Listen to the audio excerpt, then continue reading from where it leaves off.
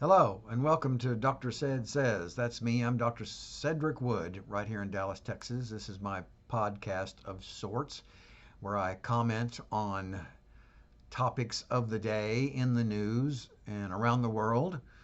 Right now, I'd like to focus on Kohlberger and his horrible behavior of murdering four young people. He sat right there in the courtroom the other day, and one by one the judge asked him, and he said, yes, I killed her, I killed her, I killed her, and I killed him.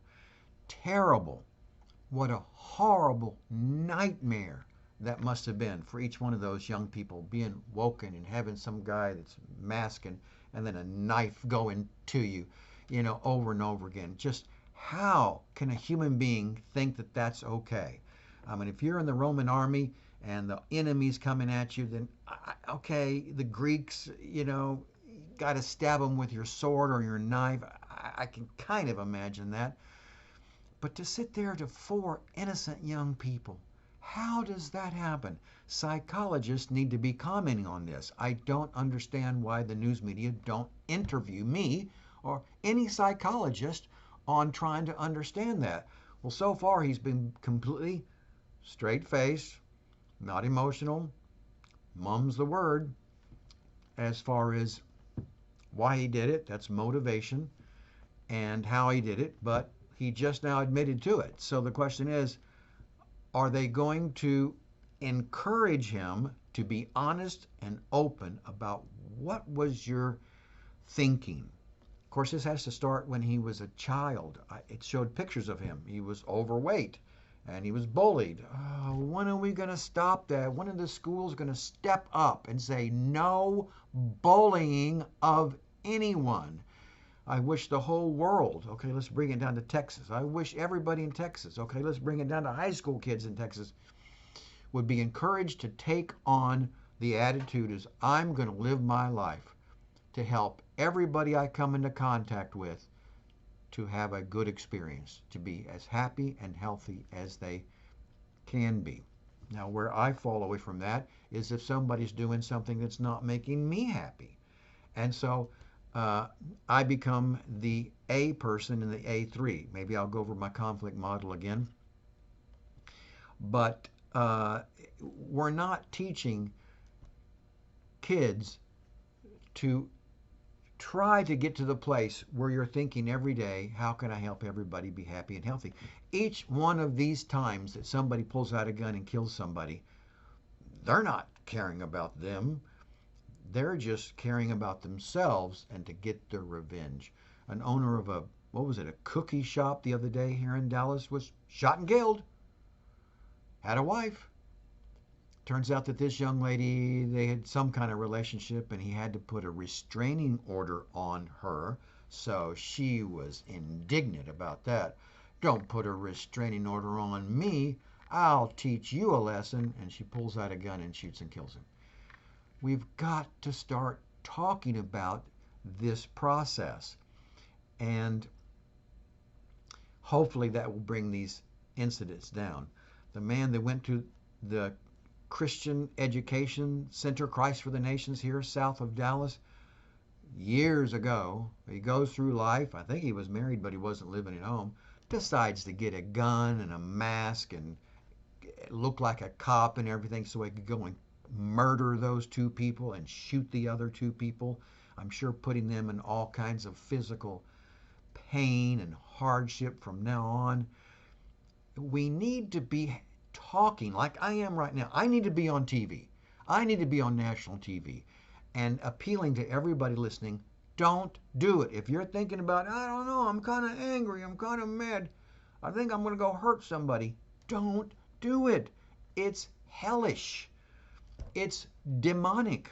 Don't do that. We're trying to make this world a better, happier place.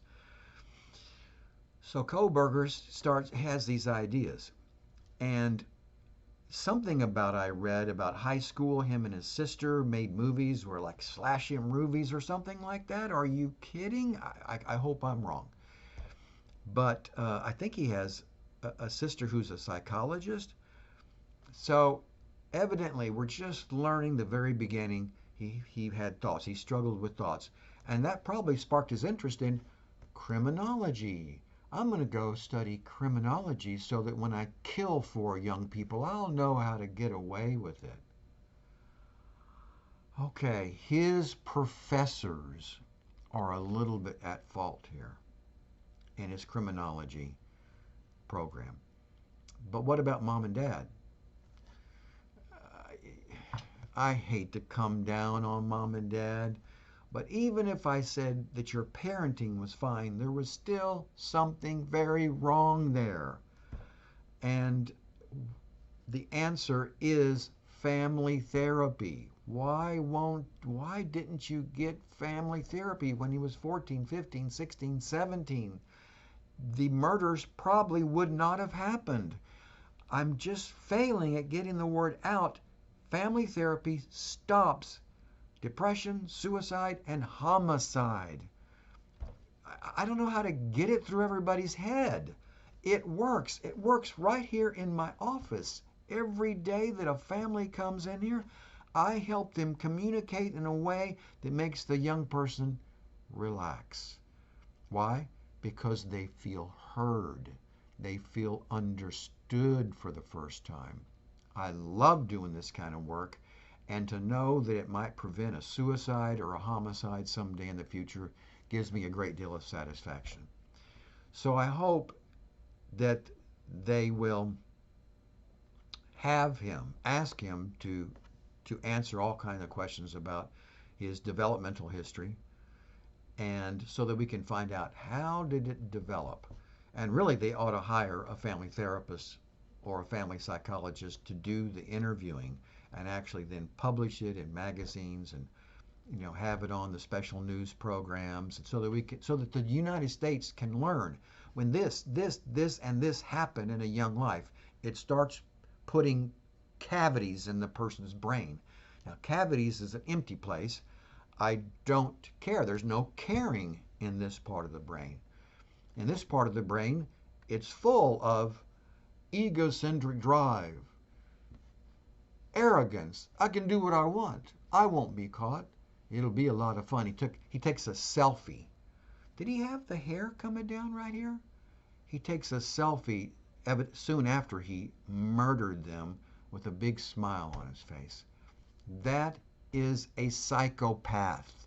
We have to notice when people are an egopath, that's the most common, a sociopath, a little bit less common, and a psychopath is the absolute worst. And the schools and even mental health professionals need to become more aware of this, much more aware of this. And then we all need to be getting together to decide, what are we going to do about it? I'm decades of my life and my career going by, and I'm not ever involved in a discussion group with my fellow professionals. What are we going to do about the egopaths, the sociopaths, and the psychopaths among us? What are we going to do? How do we stop those from developing? Well, no, they just want to talk about this and talk about this current little, the latest jazzy thing that's caught everybody's attention. We can't let go basic mental illness development fall away in interest and importance and research. Thank you for tuning in. Hope you have a wonderful 4th of July day and weekend. Call me, write me, send me a telegram if you want to ask me any questions. I am Dr. Cedric Wood. Thank you once again for tuning in.